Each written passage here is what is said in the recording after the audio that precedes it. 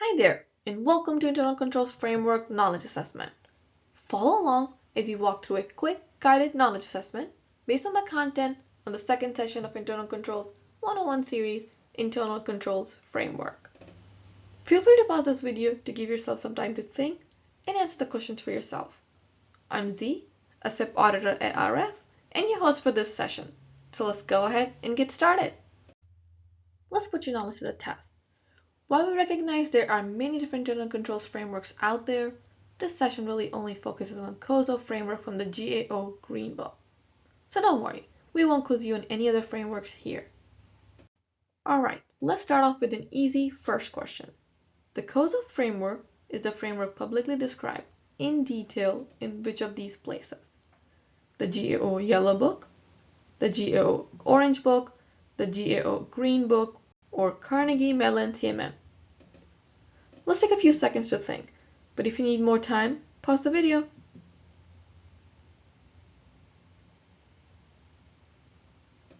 correct answer is GAO Green Book. This is the book that describes the COSO framework in detail. It actually goes even deeper than an internal controls framework session. So if you have problem reading, check out the standards for internal controls in the federal government. Just remember to take it with a grain of salt. Not all of it can easily transfer over to an industry, but the general framework can be used and adopted pretty easily.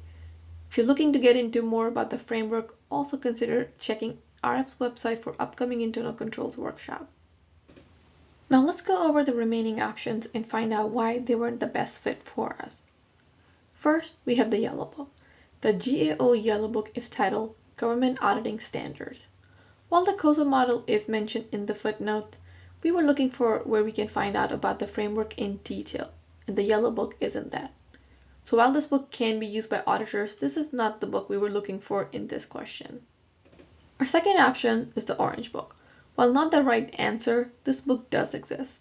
It's titled Generic Drug Stockholders' Views on Improving FDA's Information on Patent. It doesn't really help our industry and it doesn't describe the framework. Finally, we have Carnegie Mellon CMM.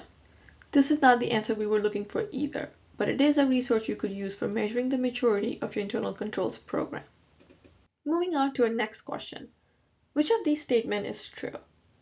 A. If my internal controls are poor, I will definitely get a violation from the auditors. B. If I don't have any internal controls written down or documented, I will definitely get a violation or a PNC. C. If my internal controls are poorly designed, but they are well implemented, I'm in a good place and shouldn't be concerned. D. Just because I don't have internal controls, that doesn't automatically mean I will get a violation from the auditors. I'll give you some time to think. Pause the video if you need more time.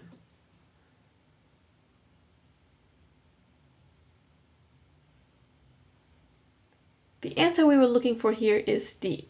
Remember, a lack of established internal controls by itself does not indicate a PNC. Let's go over the other options and find out why they weren't the best choices. A isn't the best choice because violations and PNCs aren't written out for internal controls on their own. Now, having poor internal controls can lead to a violation. Just like not having a system in place to catch issues means you could have more issues, but it doesn't mean you'll definitely get a violation. B is false too, for similar reasons we mentioned in A. Maybe you have some really good internal control that you just haven't written down yet. So no, that won't get you a PNC either, but it is a good idea to document them. You want them to be able to track, communicate, and monitor your controls for continuous improvement. So having them captured somewhere is a great idea. C. Okay, this one is the only one not mentioning a violation or a PNC, but it's important that we talk about this as well. If you have a weak control, like we had in the session example, where a single person is the start of the process, and our entire plan is entirely dependent on this one person remembering and being around for the whole system to work. And as you can imagine, the single point of failure doesn't mean you should feel like you're in a good place. For similar reasons, if you have a really good control, like let's say you have a really awesome checklist that covers so many things that could go wrong. Maybe it also has diagrams and pictures in case someone isn't familiar with one of the steps in the tracker. If you have this really cool control, but no one on the relevant team uses it, it gets left out in a binder that should be filled out, but no one bothers. that isn't a good place to be in either. Remember, it's important to ensure your controls are well designed and well implemented. They are there to help you be compliant now and in the future. The next question, we're going to label the cube. As you can probably tell, there are a few incorrect answers mixed in here. Try to identify the 5 components. Even better if you can get them in order. For this one, we're going to do this from left to right, first row, and then second row. You may pause the video now to solve this on your own and check your answers with me after, or follow along. Starting with control activities, is this part of the framework? You may remember from the previous video, the control activities are the procedures, the verifications, the controls you use, along with the documentation of them. And yes, it is part of the framework. Next, we have risk assessment. As the name suggests, this is the assessment of risk to reliability, security, and compliance. Also known as you need to figure out what risk you have before you address and prioritize them.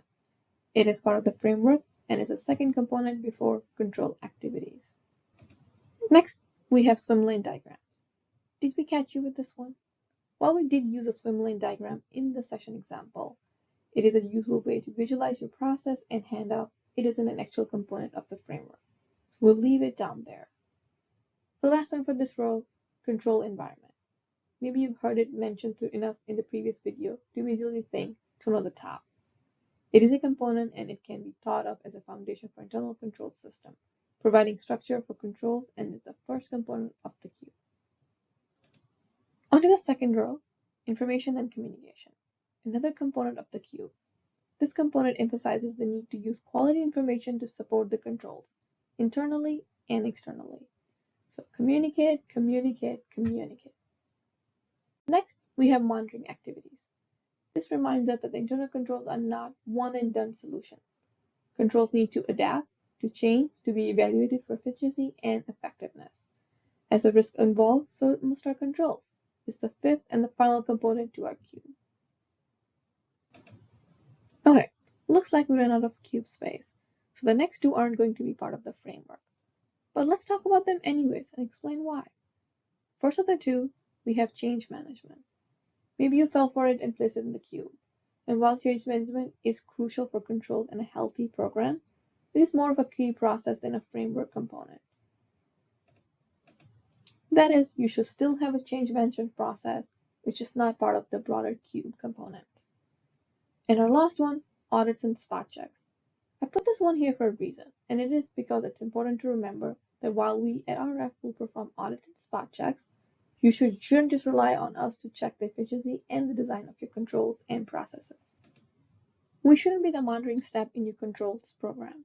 Yes, we will come and check, capture your controls, and help suggest improvements, but you should ensure you're ready to do that internally as well. Like I said earlier, internal controls are not one and done, and just waiting for the auditors to come and check your controls isn't being proactive against your risk. Remember, there's a whole monitoring activities component. Alright, if you had paused the video to fill this out yourself, how did you do? Did you get all the correct components? Did you get them in order? Remember, all these pieces come together to help you form a strong internal controls program, but you still need to make sure you prioritize continuous improvement. For all the go-getters who checked out the GOE Green Book, this is your time to shine. But if you haven't cracked open the Green Book and read it through it, don't click away just yet. I think you can still get this. You can stay here and watch me walk through it. Remember, you can pause the video to try answering this on your own, and then watch to hear me answer. You'll first notice here that we're adding another layer to our 5-cube component. The framework has 5 major components, which we know are control environment, risk assessment, control activities, information and communication, and monitoring activities. But as you can see here, every component gets broken down further into what the Green Book calls principles. There are a total of 17 principles. Since I didn't want this bonus question to be too difficult, I went ahead and grouped these principles into 5 buckets. Each bucket corresponds to one of the 5 components shown on the left. Again, if you aren't familiar with these principles, pause the video and give it a try. When you're ready, resume the video, and we will work our way from left to right, top to bottom. All right, let's go through this. The top left, we have two principles: perform monitoring activities and evaluate issues and remediate deficiencies. What component does this sound like? Well, it does have the word monitoring in it, so that's probably giving away the answer. But let's look at it more holistically. The second bullet calls for evaluating issues and fixing deficiencies. Things you can only do if you've been monitoring your controls and their outputs. So yes, these principles fall under monitoring activities. In the upper right-hand corner, we have three principles: design control activities, design activities for the information system, and implement control activities. Like last time, ignoring that it has control activities in the name, these principles are critical to control activities. And these touch on an important point. Not only do you need to design good controls, but you also need to implement them. Like I said in one of our multiple choice questions, if you have a really good control but no one uses it, it's not a good control. Likewise, if you have a poor control but it's done consistently, that also doesn't make it a strong control. And for any of these principles, you can read more in the GOE Green Book for further details. For this one, it would be under the Control Activities section. Now, onto the block in the middle. Use quality information, communicate internally, and communicate externally. Like I said when we were labeling the cube in our last question, communicate, communicate, communicate. For the last row on the left, we have four more principles: define objectives and risk tolerance, identify, analyze, and respond to risk, assess fraud risk, and identify, analyze, and respond to change. Now this one doesn't have the answer written out explicitly in it, but I think you can tell where we're looking. When looking at internal controls, you first have to look at your risk. Internal controls work to address your risk, and you can't address what you don't know.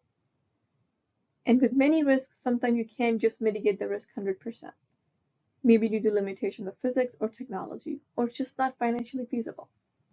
That's where the risk tolerance comes in for your risk assessment.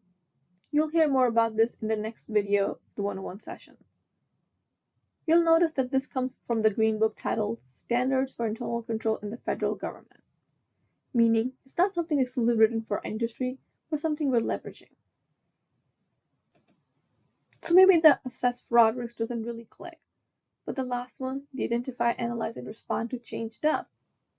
Our industry is undergoing rapid changes, from new cybersecurity threats and evolving technology to changes in the grid and the generation fleets. Understandably, a risk assessment can't be static. Like the risk we face, it is changing, and we need to make sure our controls program is ready to respond to that change. Last one, and the longest one, with 5 principles: demonstrate commitment to integrity and ethical values, exercise oversight responsibility, establish structure, demonstrate commitment to competence, and enforce accountability. Now we could use a process of elimination, and we know it's going to be control environment. But we also know the control environment is the tone at the top and the structure of a strong program. These principles all build on that. You need integrity and ethics before you can work on a real risk assessment, let alone work on your individual's control. You need leaders to feel responsible and assign responsibility and authority if you want a strong program that doesn't just quietly fade away as workers fail to implement controls, well designed or not. Again, tone at the top sets the stage for internal controls program, and that's the first component of the control environment. Now let's make it a little bit easier to see. You have it, the 5 components and the associated 17 principles. Remember, this is all covered in more detail in the GOE Green Book. Also, this was the bonus round. That means you have completed the Internal Controls Framework Knowledge Assessment. Feel free to take a quick break, and then when you're ready, head over to the next session of the Internal Controls 101 course for addressing risk.